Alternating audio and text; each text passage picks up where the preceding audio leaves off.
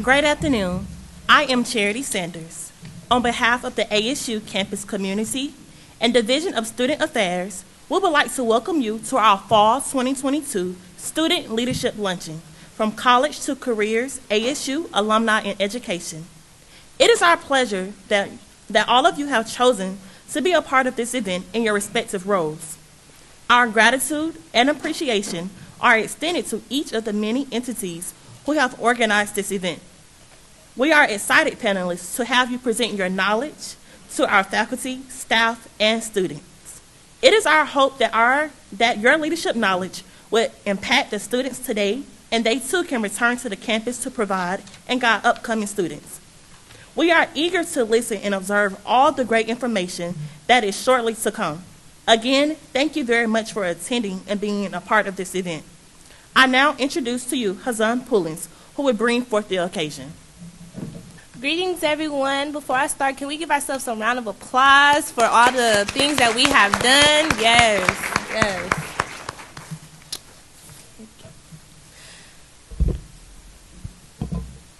The Division of Student Affairs organized this event in the beginning of spring 2022. If you are unfamiliar here with the unsinkable Albany State University, excellence is the standard. Ensuring that our students guide through the college careers and moving on to obtain gainful employment opportunities is one of the parts of excellence is the standards.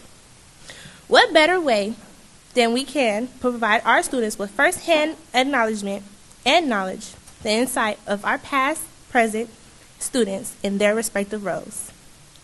Thus the birth of Student Leadership Luncheon. Each semester, Student Affairs is tasked with reaching out to students in their areas of education. This year, from college, careers, and alumni and educations happen to explore the world of education. Both past and present students will share their unique respective connections to their careers and education as well. Hopefully to assist each of you with any questions or ideas that you may have to take you on your first step to becoming the next generation of ASU alumni. As we prepare ourselves in these education roles, please feel free to take any notes and have any questions prepared. Let us welcome Ms. Maya as she introduces our amazing panelists. Thank you. Ms. Maya.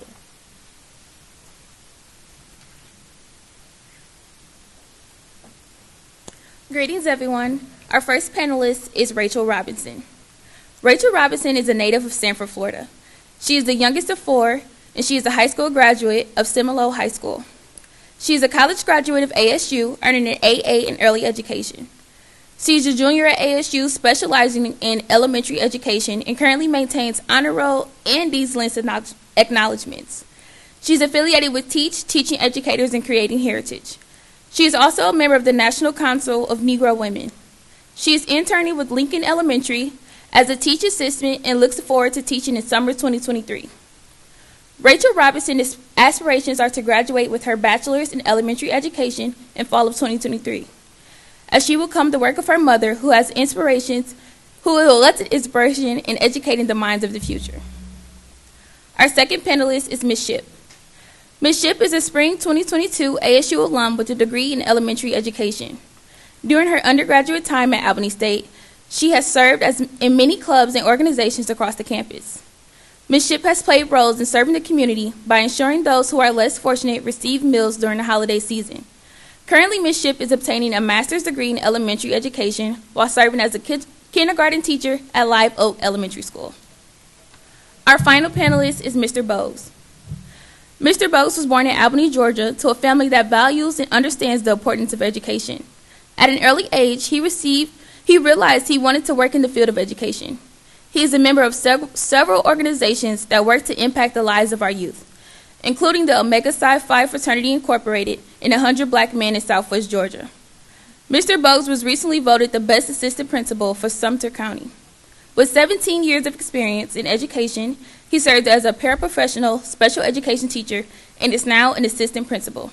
Please give it up for our panelists.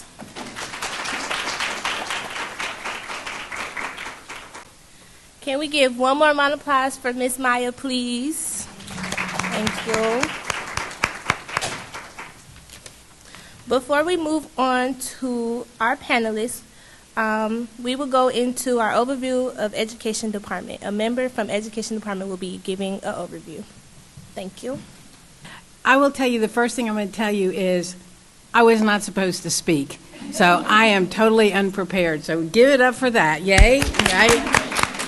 And I just wanted, my name is Doreen Medlin, and I'm currently chair of Teacher Education, School of Education. And I see a lot of my students out there. I'm very proud that you guys are here.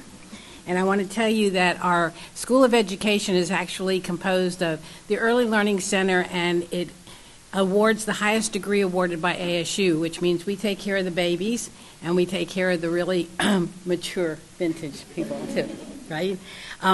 Almost 85% of the teachers in the local region and local communities come from ASU, and that's really good. You should be very proud of yourself. And the School of Education has several clubs that help develop networks with our professional colleagues, and that means Teach and KD Pi. And we're starting, this is very, very exciting, an honorary for literacy. So that's another good one.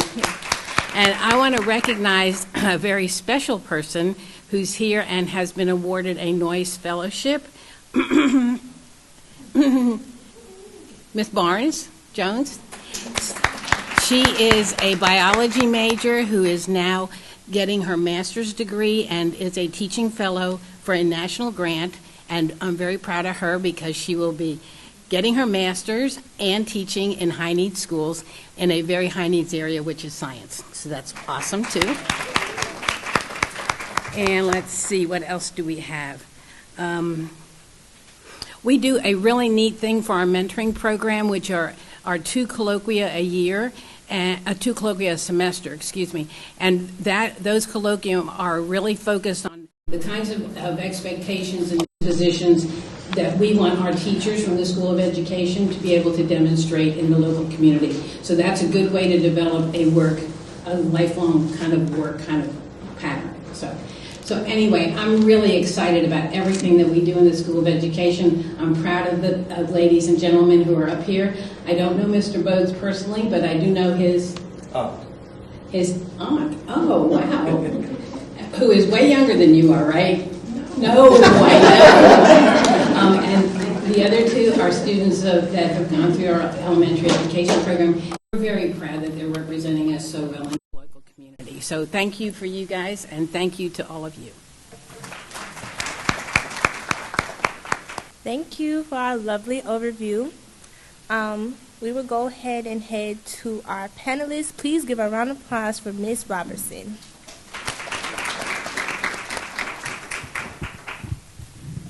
Hello, everyone. My name is Rachel Robinson, and I am currently a junior here at Albany State University. When I got the phone call on me to speak at this panel, I was a little nervous, which I am nervous right now. I don't know why, but I did pray. But most importantly, I feel it's important for me to share my story because me coming all the way from Florida, it was a very kind of hard decision for me to make, only because I am a mom and dad's girl. I am the last born. I'm the baby, so, it's a lot of sheltered in. But my freshman year of college, it went by very good. I had AB on the roll. And my sophomore year, I had AB on the roll. And my junior year, I'm hoping to have AB on the roll as well. But at the same time, I feel like it's important for us as students to find our way and not just come to college because, mom and dad make us come to college, or it's because it's a family heritage. So I'm going to answer a few questions that they sent me. The first question says, what courses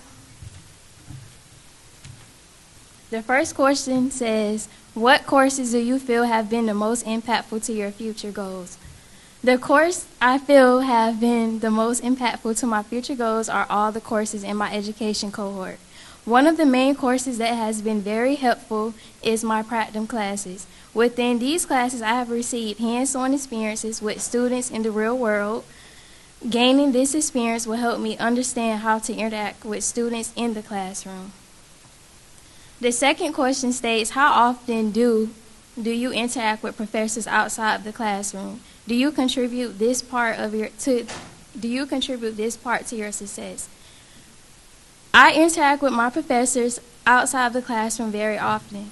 I believe it is very important to establish good, healthy relationships with all of my professors, which does contribute to part of my success. It increases in achievement, motivation, and learning. The last question says, what are your goals after graduating? My goals after graduating includes attending graduate school so that I can further advance my professional skills and pursue my interest in education in more depth. This will allow me to further invest in my future.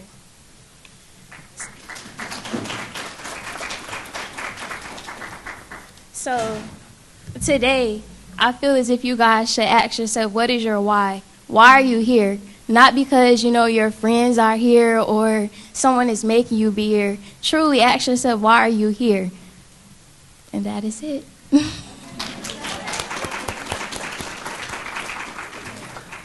Thank you so much, Ms. Robinson. I want to wish you good luck on your journey for your education and good luck on your master's in grad school. Thank you. You're welcome, sweetheart. Can y'all give a round of applause for this? As we transition to our second speaker, please give a round of applause for Ms. Shipp.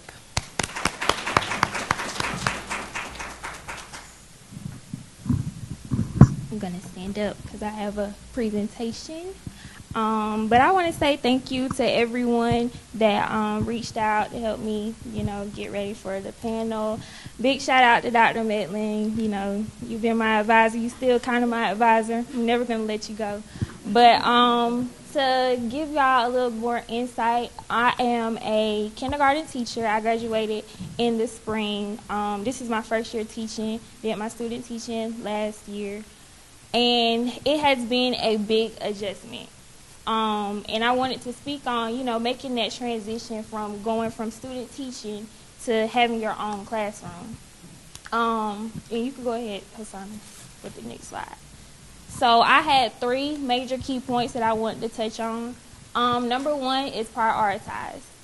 When you prioritize, you should be the first thing on your list because everything else falls in place once you set those boundaries. I know while you're in school, it could be just simply like getting your classes together. If you know you have all of your assignments are due on Thursday, make Monday through Thursday your work days. Friday, Saturday, Sunday, those are your days to rest. You have to kind of prioritize what matters the most to you. And I do that now with teaching.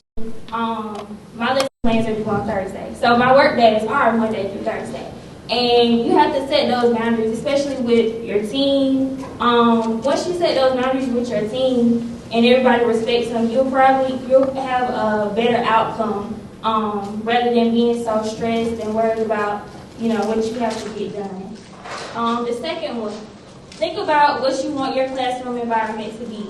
I know a lot of y'all are in practicum, and some of you are getting ready to go into student teaching. So while you're in other classrooms, you might pick up on things. I know I picked up a lot of stuff from my mentor from student teaching about how I want my classroom to flow, what I want to do. I use a lot of her techniques and strategies. Even though she's still right here in the school with me, she still helps me out.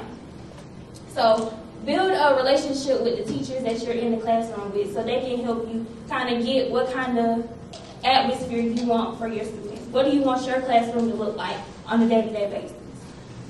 And for the last one, just like she said, remember your why. For me, I have to think about, it's a lot of testing, and Dr. Metlock gets on me a lot, but I do not like a lot of testing for my students. So to alleviate that stress off of them, I change it into different things. So in the midst of all your testing, in the midst of all your teaching meetings and whatever else, I have a book of my kids' letters that they write me or pictures that they draw me. And it helps me revert back to why I started teaching. What impacted me to start teaching. And so I had a breakthrough moment today. I almost started crying because one of my students, she's been struggling with skip counting. And today, she did it by herself. Not my help, not the classroom's help. So it's little things like that. Even if you just write it down, keep it on a sticky note, put it somewhere so you'll remember why you started teaching. What is the end goal for you? And that's all I have for y'all.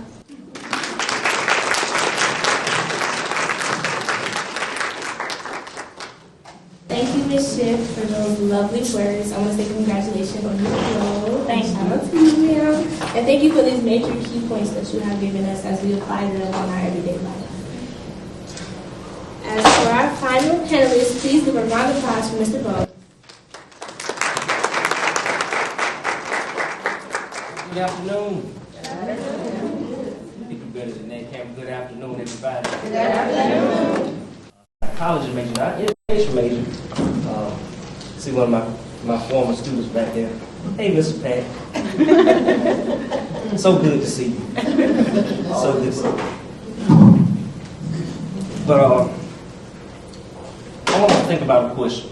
Think back to when you were 5, 6, 7 years old. What did you want to be at that time when you grew up? What did you want to be? Is everyone in here educate anybody? Not education majors? Oh yeah, a lot. How many of you wanted to be teachers when you grew up?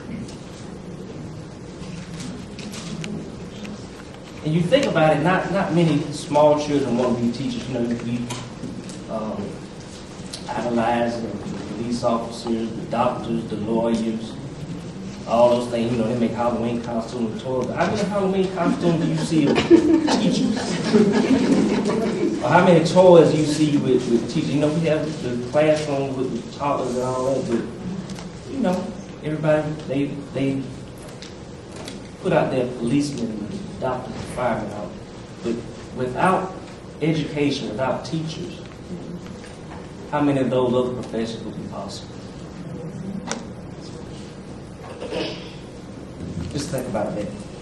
So, when I got the call to come here today, I was like, oh, my goodness, what am I going to talk about? They gave me a time limit. But I don't know if you can tell, but I don't like speaking in front of crowds. I really don't. I don't know. I get to the point where I start rambling or things like that, trying to eat up time, because I'm a straight to the point person. I say what I have to say, so don't put the time in. I say what I have to say, I get out of there. But anytime that I have the opportunity to come back and provide some input or share my experiences, I'm always happy to. Someone once said that service is the rent that you pay for living on this earth. And I consider this a service to come back and share my experiences with you all. So, if you asked me back in 2004 when I graduated with my bachelor's in science, would I be sitting here today? I thought, no, number one, I don't like to speak in front of people. Number two, I never thought that I would be a teacher. It's definitely not in education in the forefront of it for 17 years that I've put in so far. But I'm glad to be here today. Like I said, I grew up here in Albany. My mother was an educator. 30 years of service. She's retired. She was a special ed director when she retired here in Doherty County. So I've grown up around education all my life. I have aunts in education, 2 retired aunts. So I've been around it. My mother used to do a summer program. So as I was growing up, of course, I had to go and volunteer. When I became old enough, I began working in that program. So I've been around education all my life. Certainly did not want to be a teacher growing up. But God's plan. Everything happens for a reason. I do believe that. It's not always what we want for ourselves, but what God has lined up for us. So, growing up, never really wanted to be a teacher. One of my projects in 7th grade that we had to do, we had to interview someone for a class project. I ended up interviewing a school psychologist that made a big impact on me. That's what I wanted to do. And I wanted to be a school psychologist. So much so, graduated high school, came here to Albany State. My major was psychology. Matriculated, did that. Part of my practical, getting ready to graduate, I shadowed a school counselor. I enjoyed that so much, so graduated, still didn't know exactly what I wanted to do. I know I didn't want to teach. Didn't want to do that, but I wanted to be a school psychologist. Well, let me see if I can work my way around that. So I started in the education field January 2005 as a special ed paraprofessional. Started doing that, enjoyed that, working with special needs students. And I began a master's program at another university about an hour away. So I was going to work in the daytime, doing classes in the afternoon, back and forth 3 days out of the week, going back and forth, back and forth. But one day, after my birthday, it was my grandmother's birthday, as a matter of fact, the day after mine, I was going to class and stopped by to see my grandmother. She was in Moultrie at the time, in the nursing home. We stopped by to celebrate with her. And on my way to class, a truck pulled out from the pulling trailer, tried to swerve, crashed into it, totaled out my car. I said, well, God, are you trying to tell me something? This is not who I need to be. You know. So started looking at my other options. Well, Albany State offered a master's in school counseling. Remember that played an impact on me. I was getting my preference. I could come home anytime. I'm always welcome at Albany State. I could come home.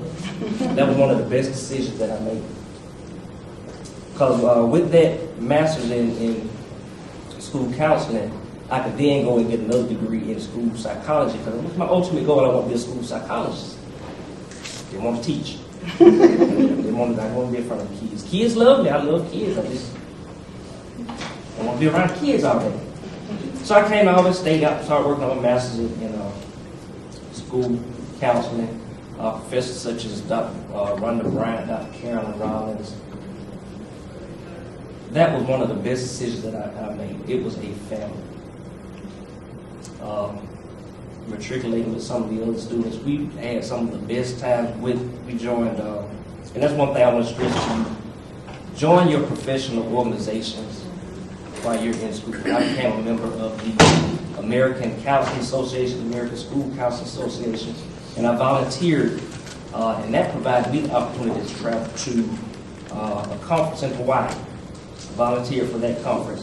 Best trip of my life. All I had to do was pay for the flight. They fed me, they gave me a place to sleep. My work schedule was not heavy at all, but I got to meet some different people and gain some different perspectives. Some people I still speak to today and kind of bounce some things off of. Went to a conference in Dallas. Again, everything paid for. All I had to do was drive there. Great experiences. So join your professional organization. I hope y'all brought something to write some notes down. One thing I learned in education, one of my principals, Mr. Vincent Davis at Reagan Building, said, always walk into a meeting with a pen and a pad. You might not take any notes, but you may come across something that will change your life that you need to write down and remember. You know, we get older, I start to forget a lot of things. A lot of things going on. No. My hair falling out. No. My phone has been going off since I didn't tell my people I was leaving early today. So, you know, they're calling me. So if you hear the phone vibrate, it's all right. Just ignore it. They'll be all right without me for a few hours. So, where was I? So I came here to Albany State working on a master's in school counseling. And we were, at that time, getting K-PREP accreditation. So we played a major part in that. This was some of the best time of my life. Still interact with some of those people today, even professors. I call them now. Hey, I need this. This is what's going on. Can I bounce this off of you? I couldn't have got that at another institution. I won't name what it was. But I couldn't have got it there. Because this is family. So I say it's all God's plan. So during that time working on my master's, went and talked to the special ed director at the time, Ms. Zora Allen, and I had just bought a truck. I said, well, Miss Allen, I got this truck now. I need to pay for it. I'm a paraprofessional. I need some more money. What can we do about it? You know, maybe teaching. I was doing the work of a teacher anyway, besides writing IEP. So she gave me a chance. My first class was a self-contained special ed class. I had 11 students, one parent. During that time, we were doing GAA with the portfolio. Y'all remember that? That was an experience. But I learned a lot from it. So I did 2 years of self-contained, and then I went over to inclusion. So I worked in all of my years. I worked from preschool, even taught in prison. So I've been everywhere. Anything that you can't imagine, I'm more than likely I've seen. But one thing about it, students are students. Some of them may act out. Some of them they get on your nerves. You may have to pray every day, all day. I'm thinking about a few right now. I'm saying prayers for right now. But they are students. And deep down they have a desire to learn and to be loved and to be nurtured. As educators, that is our job. We are planting the seeds for trees that we will never see grow. You may not realize it, but you have a major impact. I work now in primary school. I have 4, 5, and 6 year olds. They will even say, hey, every day. Every time you see them, hey, I just saw you 2 minutes ago. Oh, and how you doing?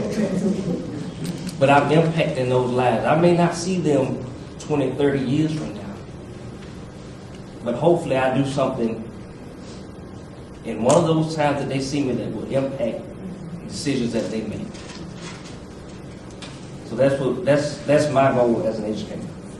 So working as a special ed teacher, one of my colleagues, she went to Fort Valley. I won't hold that against her.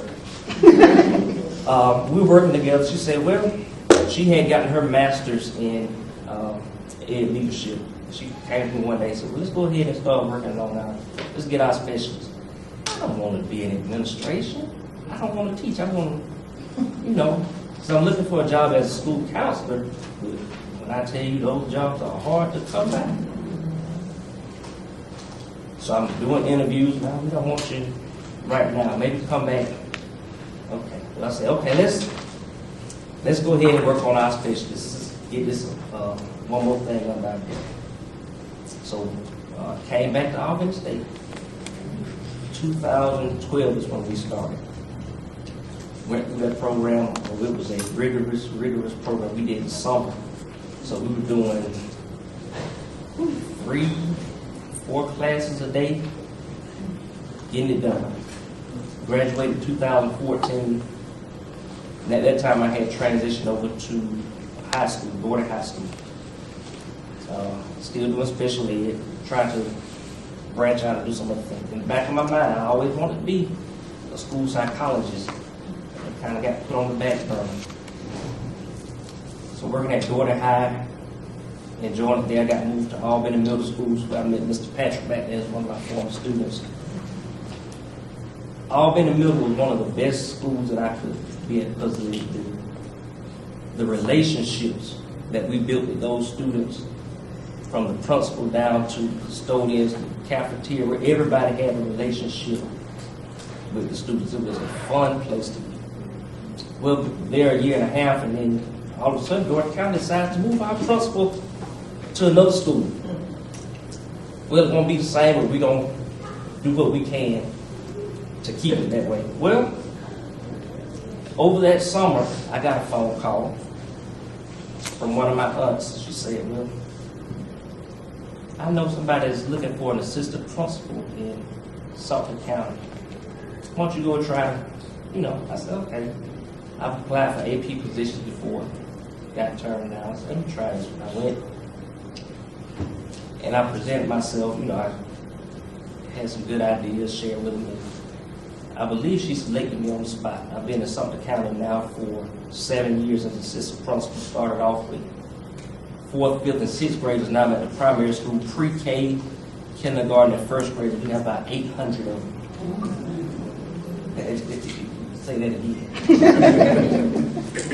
But it's a lovely experience. When praying for the word today, we had the Georgia School Board Association come out and do a video kind of showcasing some of the things that we're doing in Sumter County, sharing what we do. Glad to share that experience. So that's just some of my background in education, what I've been through. Some of the points I want to touch on. How have I overcome some hardships and adversity in education? Now, there are a lot of hardships that you're going to come across if you're in the field of education. Be it personal, professional, hardships are going to come. Anytime that you are doing right and doing good work, some adversity is going to come your way. So how do you combat against that? One, you have to be flexible. Be flexible. Expect anything that's going to come your way, because it will. One of my professors here, Dr. Reed of psychology, he told us years ago, don't let anything surprise you. And I try to hold on to that to this day. I try not to be surprised by anything. Went on an interview one day for a position as principal, and not so many words told me I didn't get to say, but you're doing pretty good. I said, yeah, man. I'm like the sun. I'm going to shine anywhere you put me. So be flexible in what you do. Expect anything to come your way. Also, collaboration. You have to work together. You have to have a team, somebody that's going to have your back, because you can't do it all by yourself. There's no way you can do it. The work that we do in education, you can try. Years ago, somebody may have been able to do it alone, but you can't do that today. I don't know everything, but what I don't know, she may know. She may know. And we can put that together, and we can move mountains.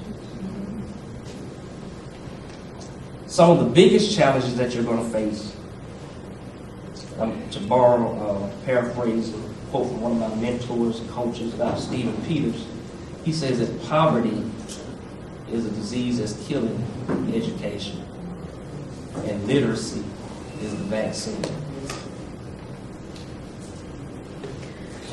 One of the biggest problems is we have children that cannot read. In Sumter County, we have an initiative from birth to 12 where we're working on getting books in our students' hands even before they come to us, to try to get parents to read to them so they'll be familiar with words and sounds and things like that, so they will be able to read. We're trying to get our students to read going into kindergarten, especially coming out of kindergarten. Because there are students in 3rd, 4th, and 5th grade that cannot read. So what are we going to do to solve that problem? We've got programs in place, but we need people to implement those programs. Another thing I like the point that you touched on about your tests. You try to make them different. A lot of times, and then I guess this happened in the area of high stakes testing, we try to teach to the test, to pass the test, because our funding is tied to our test scores. But we teach so much to the test that we forget about the most important thing, and that is making sure that our students are learning the material and becoming productive citizens. So I don't push too hard for testing in my building, but we have to do it. But I want you to make relationships with those students, learn who they are, get to know them. How can you teach somebody if they don't know you care about them? Just think about it. If somebody walks up to you on the street and trying to share some information with you, would you be receptive to it if you didn't know them at all?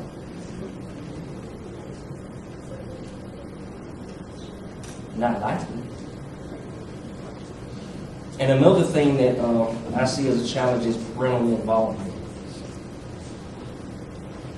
The parents that we have now, most of them, or some of them, I won't say all, some of them had bad experiences as they were in school. So that's passed down to the student. You know, they still hold grudges from when they were in 6th grade and the teacher fussed at them too hard, and now you harbor that all these years, and when your child acts up in school, you want to come and jump down the teacher's throat because of that bad experience that you had. But as educators, we need to make sure that we provide positive experiences, not only for our students, but for our parents as well. We can change the mindset. And the final question that posed to me was, how did I get to the point in my career? Relationships. As I said before, I didn't do anything on my own. You have to have a relationship with your students, with your parents, with your administration. And you have to collaborate with your colleagues. Collaborate with outside sources. Bring in some new ideas. Don't just become a cookie cutter teacher just to fit in that mold. Don't be scared to push the envelope. Because what you do in pushing that envelope might inspire somebody else to take that next step and try something different. If it's not working, don't give up. Keep pushing. Keep pushing. Try new things. And if at any point that you feel that you are the smartest person in the room, you need to find another room to go to.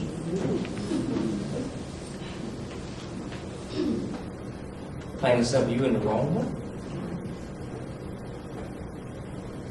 Always be mindful of what you do and who is watching.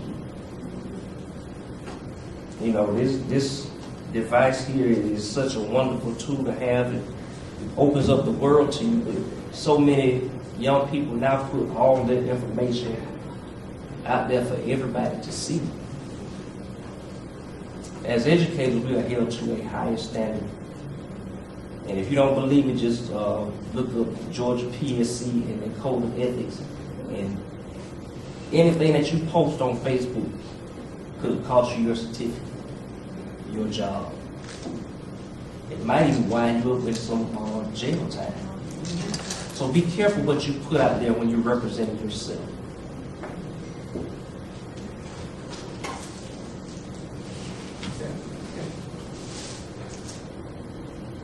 Now I want you to think about this. I asked you when you were 6 or 7, what do you want to be? What do you want to be now when you grow up? Think about what that is and push towards that. It's going to take some hard work. It's going to take some dedication. But the only time that success comes before work is in a dictionary.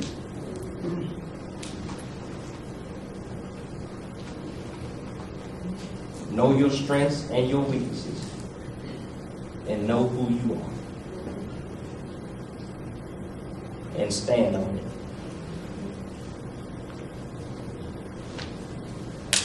I think I'm at my time right now, so thank you all.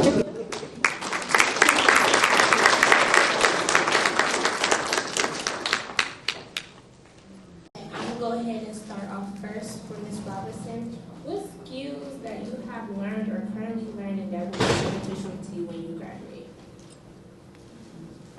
The skills that I have learned so far is to always present a better me, because you never know who is watching you. Like whether you're in the classroom or wherever you want to be, because your character states a lot about you. And being socially isolated affected a lot of children. And I just wanted to commend Ms. Shipp for the work that she's doing and the way that you keep your students engaged. So I wanted to ask all of the panelists, like, what do you think we could do different in education or change a little bit to kind of reach this new student that's kind of went through this shift or change by being socially isolated?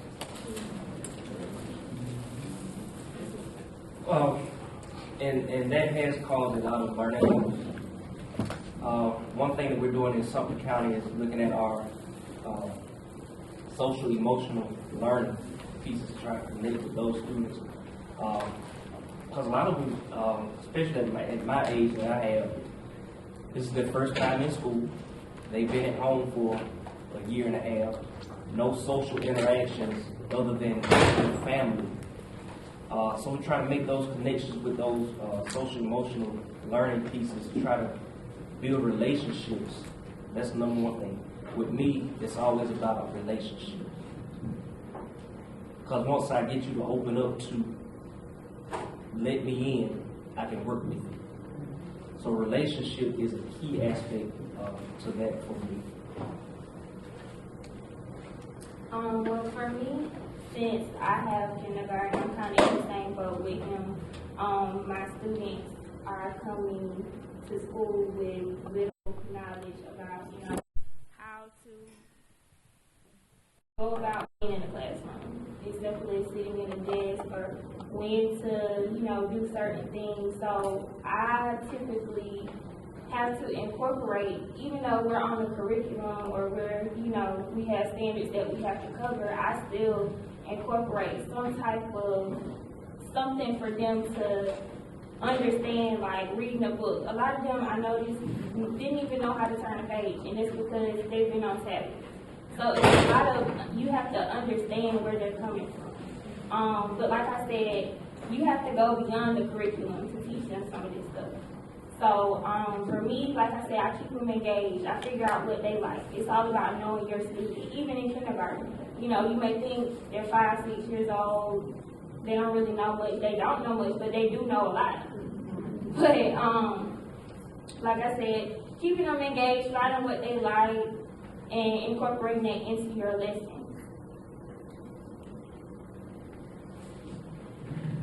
Well, for me, since I'm just observing the teacher inside of my classroom, I noticed that she accommodates her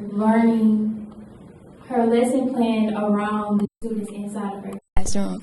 So maybe one day we might work on the iPads, or one day we might work on a board, or have different lessons where it's met to the students' needs inside of the classroom. What career mistake has given you the biggest lesson? You have to know when to speak your mind and when to hold your tongue. Know the room that you're in. I'll say that because, sometimes we want to push out there what we feel, but everybody's not going to be receptive to that. You may have an administrator that is one way and will see it different from how you intend to put it out there, but taste your words before you say them. I'll say it. Taste your words before you say them, before you put out the egg. Reevaluate over and over again in your mind what you're going to say and how you're trying to get that message out before you actually let it get out.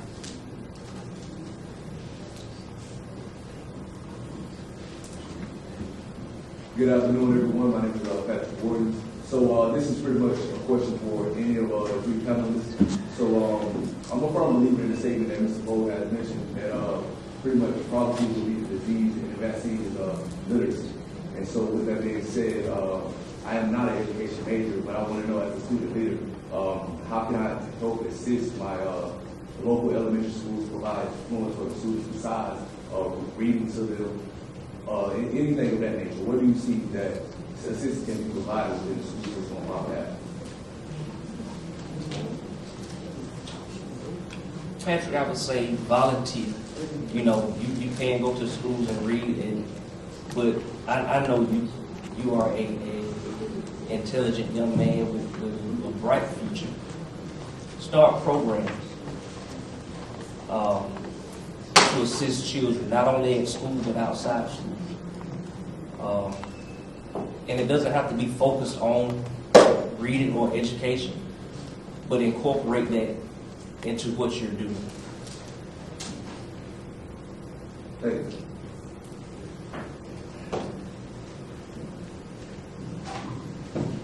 I'm Dr. DeQueer. I just wanted to add to that.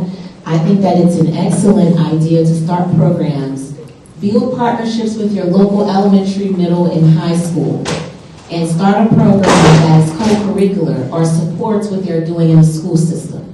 If you're in private businesses, a lot of times there is funding in education to do the type of thing you want to do.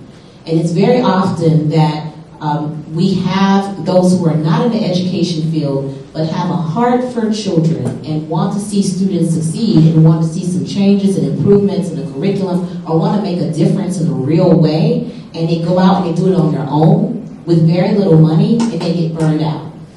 And it turns them away. There is money in education. And there is money in education for co-curricular programs if you partner with a public school. There are folks here in the education department who can give you more insight on that, but there are a lot of public-private partnerships that I will invest in and I will look in so that you can make the difference but have the funding to support you and back you. And you can come see me, Dr. DeQueer, in the School of Education, as well as any of the other education faculty to be able to get that support. But we need folks like you to do the type of programs that was just mentioned. And there's money, and there's funding, and there's support to do so.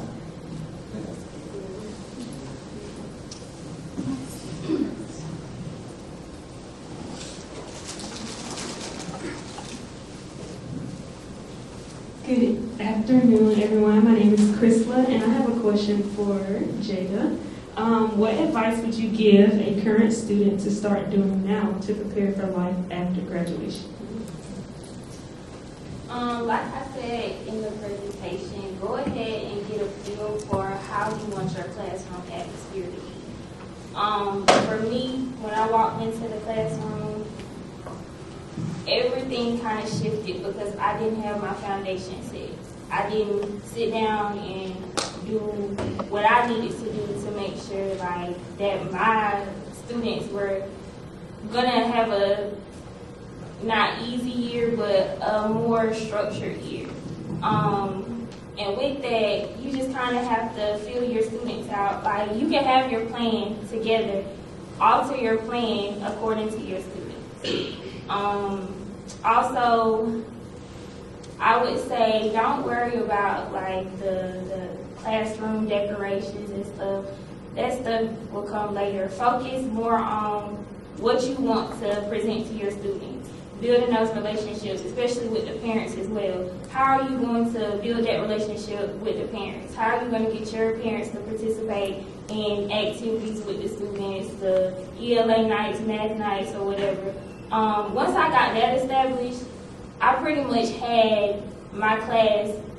I mean, it's just now getting settled, but it's gonna take a little time for anybody. But I would say like that has really, once I got myself grounded, built that foundation, it has really helped a lot because you have that support from your parents, you have the support from your team, and like they stated earlier too, build that relationship with your team. Even if you're in the schools doing student teaching and they're looking at you to be a teacher at their school, start talking to people, networking. Even if you're not going to be in that school, they may know someone that's going to be at the school that you want to teach at. So I would say just go ahead and start, building that rapport with everyone and figuring out how you want to go about your classroom. Hi everyone, my name is Anya. I wanted to ask, what do you feel is important for you to know about the students with whom you work with, and how do you go about gathering this information? For me, I kind of went a little bit beyond what the school was asking for us to do. Reaching out to parents, like I said, reaching out to parents, that's a big deal. Because if they know that you care about their child, they're more receptive of what you're bringing to them. I've sat in parent-teacher meetings, giving them all types of manipulatives to use at home. And like I said, once you have that relationship with the parents, you have that support all across the board. And I want to caution you to be careful about the information that you're digging for. Particularly with the younger kids, they will share everything. some things you do not ask for, they will share it with you openly. But I wouldn't say push for it. Again, that goes back to the relationship that you have with them. They may be standoffish at first, but they will open up to you. I work with high school students, and they all do the same way. All it takes for them is to know that you care about them. Be genuine. Not. They know, and they can tell. Even the youngest one can tell when you're being real or when you're putting on the show. Be genuinely concerned about what they're going through, what they have going on, and it will all come out to you. As we move into our acknowledgement and final remarks, can we please give a round of applause for our students and our parents?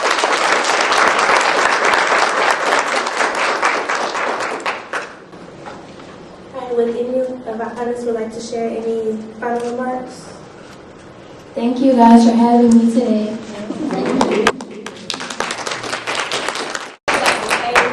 Any of the education majors, or even if you're not an education major but you're looking into education, I am available. I'm still an advocate for you guys, just like I was when I was here at school with y'all. So feel free to come up to me. A lot of y'all I've not already spoke to, but I'm still here for y'all.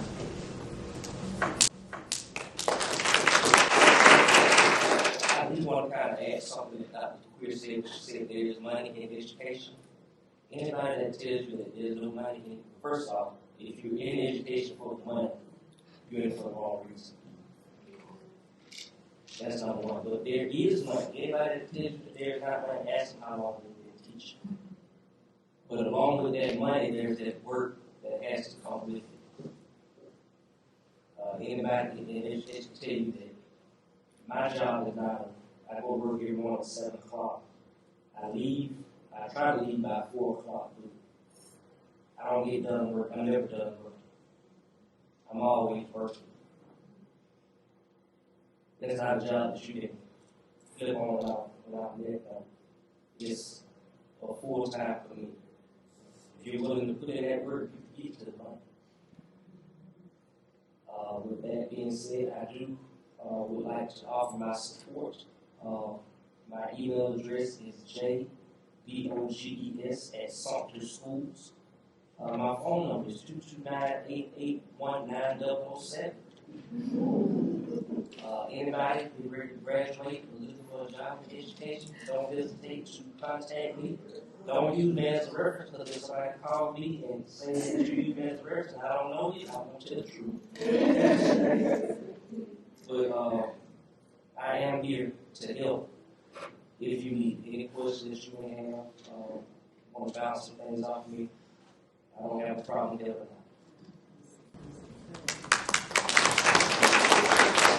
Thank y'all again, just one more time. I have to thank the organizers, everybody who came up and spoke, the behind the scenes committee, the committee, Dr. Lindsay who's not here. Committee members, please stand up and thank you so much. And of course, I have to thank the students, faculty, alumni, who am I missing? Staff, thank you very much. I know we have to go, but I want to say this. I think the absolute best profession and the oldest profession in the world is that of a teacher.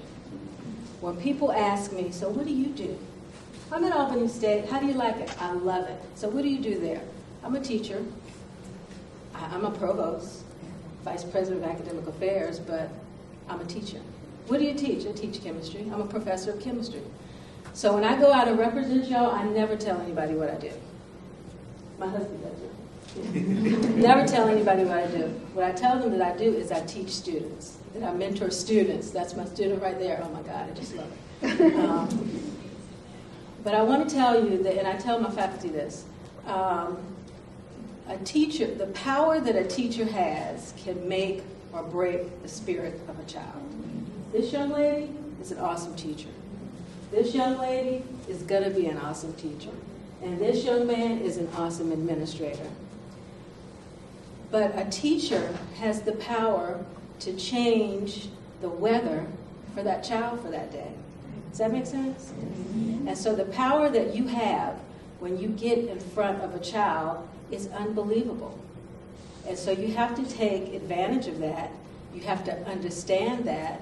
And you have to realize that when you graduate from Albany State, like them and like you, and you show up, you need to show up and show out. All right? I love the song, First Class.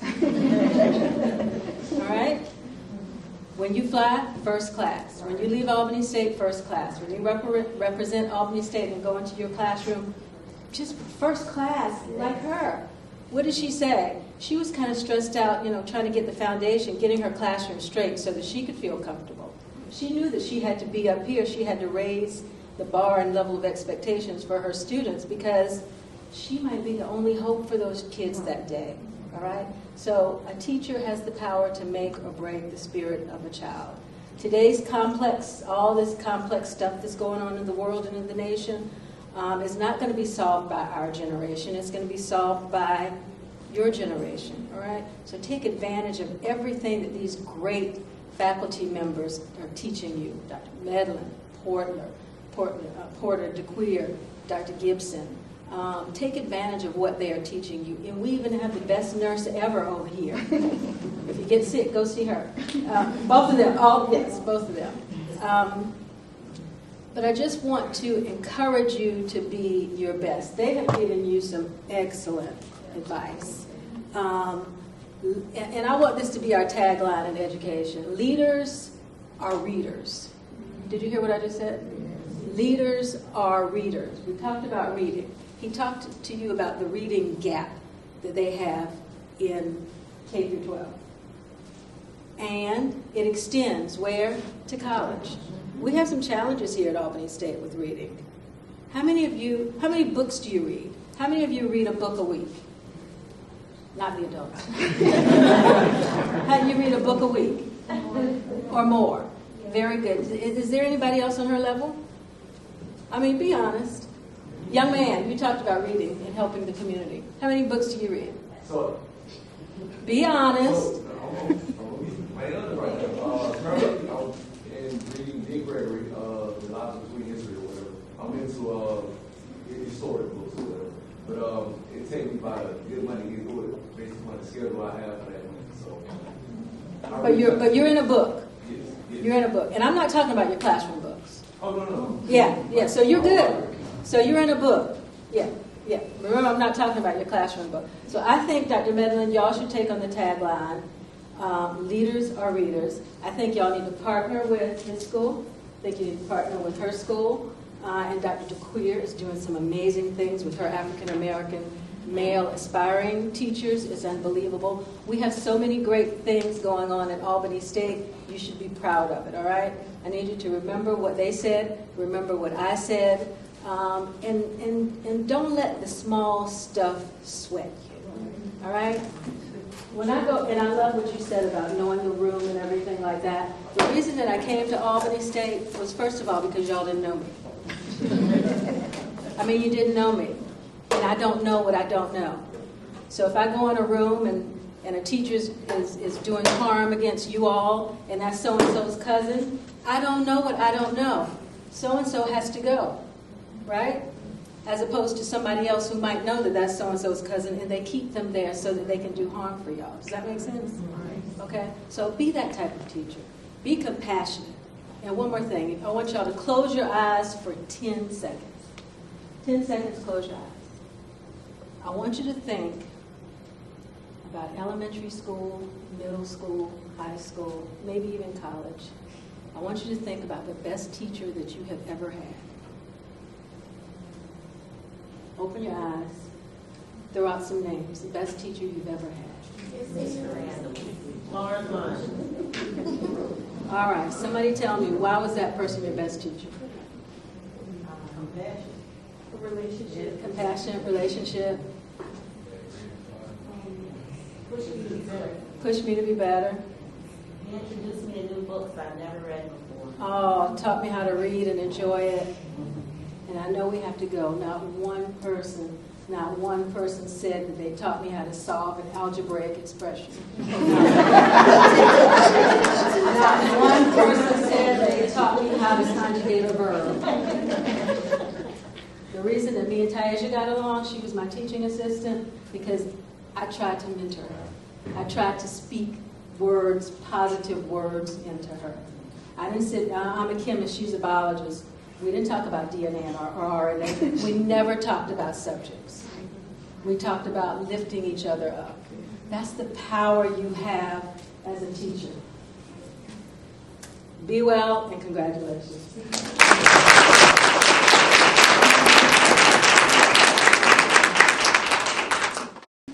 I would like to thank each and every one of you for attending our Fall 22 Student Leadership. Can we give one more round of applause for our students and our families? Thank you guys for being here, because you could have been somebody else, but you chose to be here today.